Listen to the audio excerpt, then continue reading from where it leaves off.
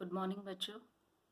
सबसे पहले मैं उम्मीद करती हूँ कि आप और आपका परिवार एक अच्छी स्टेट ऑफ हेल्थ में होंगे, हैप्पी होंगे और अपनी फैमिली के साथ आप सभी बच्चे एक क्वालिटी टाइम स्पेंड कर रहे होंगे।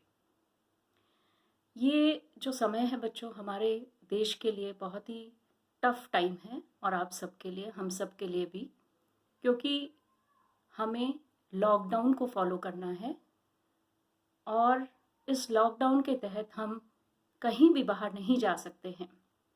पर ये जो कुछ भी हो रहा है आप जानते हैं, क्योंकि कोरोना वायरस को WHO ने पेंडेमिक स्टेट किया है और पेंडेमिक होने के कारण इसके जो केसेस, और दूसरी चीज़ ये बहुत ही इन्फेक्शियस वायरस है जो कि बहुत तेज़ी से फैलता है। इससे बचने के लिए बहुत ज़रूरी है कि हम सब सोशल डिस्टेंसिंग का मतलब है कि हम सभी लोग एक दूसरे से कुछ दूरी बना के रखें। दूसरी इम्पॉर्टेंट बात यह है कि जो भी नियम बनाए गए हैं उन सबको हम सभी को फॉलो करना चाहिए। लेकिन मैं ये भी जानती हूँ कि आप सभी बच्चों में बहुत एनर्जी होती है और इस वक्त क्योंकि आप घर के अंदर हैं, आप बाहर खेलने नहीं जा सकते, आप बाहर अपने दोस्तों से नहीं मिल सकते, तो इसलिए शायद आप इस वक्त में और ज़्यादा इसको टफ महसूस कर रहे होंगे। लेकिन अगर हम चाहें तो इस मुश्किल वक्त को भी बहुत अच्छे से मैनेज कर सकते हैं। बहुत सारी चीज़ें हैं जो हम तब नहीं कर पाते जब हम नॉर्मल स्कूल में आते हैं, क्योंकि हमारा 6 घंटे का वक्त हम स्कूल में बिताते हैं। तो इस वक्त में भी आप चाहें तो बहुत अच्छे से इस टाइम को यूटिलाइज कर सकते हैं।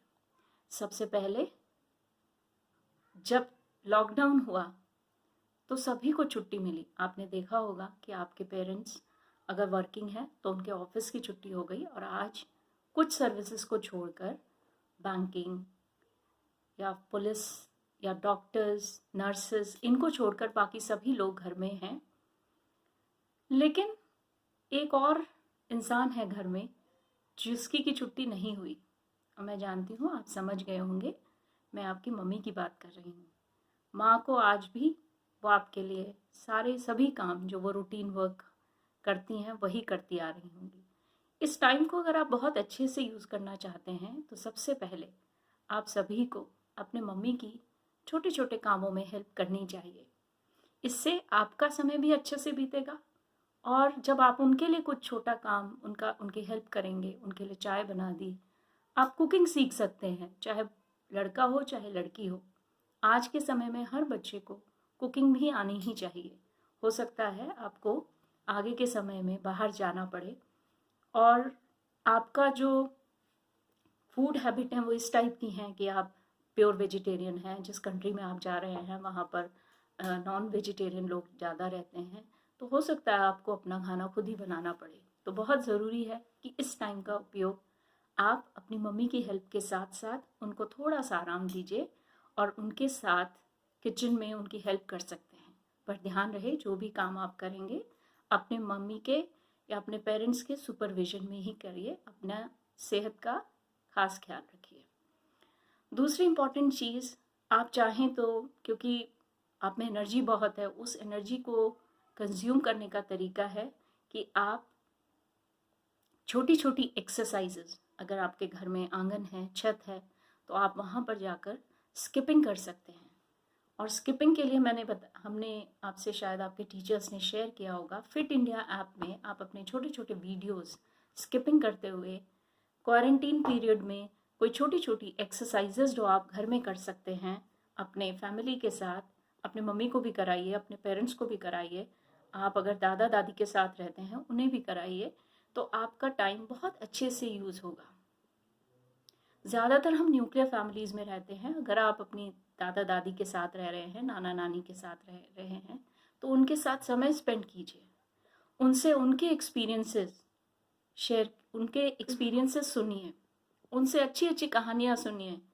तो ये भी आप बहुत अच्छे से, उनको भी खुशी होगी और आपका भी टाइम बहुत अच्छे से बीतेगा। तीसरी इम्पॉर्टेंट बात सब कुछ करना है, लेकिन पढ़ना नहीं छोड़ना है। आपको आपके टीचर्स रोज़ ऑनलाइन मटेरियल भेज रहे हैं, आपको कुछ लिंक्स भेजते हैं वो व्हाट्सएप में, कुछ वीडियोस के। आप उन वीडियोस को देखिए, वो जो असाइनमेंट आपको देते हैं उनको कोशिश कीजिए। अगर अभी आपके पास कॉपीज़ नहीं हैं, शॉप्स नहीं खुल रहे हैं, तो आप पुराने कॉपीज़ में ही, जो पिछले साल की आपकी कॉपीज़ बची हुई हैं, उसमें काम कर सकते हैं। तो पढ़ाई ज़रूर करनी है, आप लेसन रीड कीजिए, जो भी टीचर आपको इंस्ट्रक्शंस देते हैं उनको फॉलो कीजिए। इन सब के साथ अगर आपको कभी लगता है कि आप बहुत डाउन फील कर रहे हो, आपको अच्छा नहीं लग रहा है, आप बहुत बोर हो रहे हो, तो कोई भी टीचर या कोई भी ऐसा फ्रेंड जिससे बात करके आपको खुशी मिलती है, जिससे आप गाइडेंस ले सकते हो, अपने टीचर्स से भी आप उनसे टाइम लीजिए और उनसे बात कीजिए। हो सकता है बात करने से आपकी जो प्रॉब्लम है वो बहुत अच्छे से सॉर्ट आउट हो जाए। कोशिश कीजिए सुबह जल्दी उठें, थोड़ी सी एक्सरसाइज करें, टाइम पे अपना नाश्ता लें, टाइम पे अपना खाना खाएं, फ्रूट्स वेजिटेबल्स अपने डाइट में बढ़ाएं, ताकि इनमें जो एंटीऑक्सीडेंट्स प्रेजेंट होते हैं, वो एंटीऑक्सीडेंट्स हमारी इम्यूनिटी को बढ़ाएं।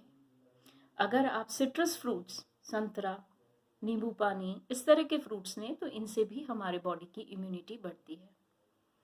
लेकिन जो सबसे इम्पॉर्टेंट बात है बेटा, वो ये है कि हम सभी को सोशल डिस्टेंसिंग को फॉलो करना है। अब जैसे जैसे कोरोना वायरस के बारे में पता चल रहा है, तो बहुत सारे लोग ऐसे भी होते हैं जिनमें कोई सिम्टम्स नहीं आते और वो बिल्कुल हेल्दी दिखते हैं, पर ज़रूरी नहीं है कि वो हेल्दी हों, वो उस वायरस का कैरियर हो सकते हैं। और अगर ऐसे लोगों के कांटेक्ट में आप आए तो हो सकता है कि वो वायरस हम में भी ट्रांसफ़र, आप लोगों में या हम में भी ट्रांसफ़र हो जाए। तो इसलिए बहुत ज़रूरी है कि चाहे पर्सन हेल्दी हो चाहे नहीं हो, आपने एक सोशल डिस्टेंसिंग का नॉर्म फॉलो करना ही करना है।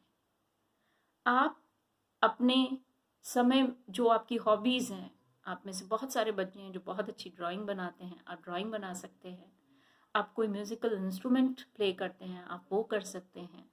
आपको गाना पसंद है, आप गाना गा सकते हैं। जो भी चीज़ आपको अच्छी लगती है, कुछ टाइम आप अपनी हॉबीज़ को भी दे सकते हैं। इसके अलावा हम जब फैमिली के साथ होते हैं, कोई प्रॉब्लम होती है, तो जब हम उनसे वो चीज़ें डिस्कस करते हैं तो वो अपने आप आपको ऐसे सॉल्यूशंस बताते हैं जिनसे कि आपकी वो सभी प्रॉब्लम्स दूर हो जाती हैं। किसी भी हालत में बच्चों को घर से बाहर बिल्कुल नहीं निकलना है। अगर आपके मम्मी पापा शॉपिंग के लिए जाते हैं घर के ज़रूरी सामान लेने के लिए, तो भी आपको उनके साथ नहीं जाना है। आपने देखा होगा जब लॉकडाउन की शुरुआत हुई थी तो सबसे पहले स्कूल्स बंद किए गए थे। स्कूल्स को बंद करने का सबसे बड़ा कारण ये है कि बच्चे, आप जिस एज में हैं, इस एज में इम्यूनिटी धीरे धीरे डेवलपिंग स्टेज में होती है। इसलिए बहुत ज़रूरी है कि आप उन चीज़ों से बचे रहें। तो जितना आप बाहर नहीं निकलेंगे उतना ही इफ़ेक्टिव होगा।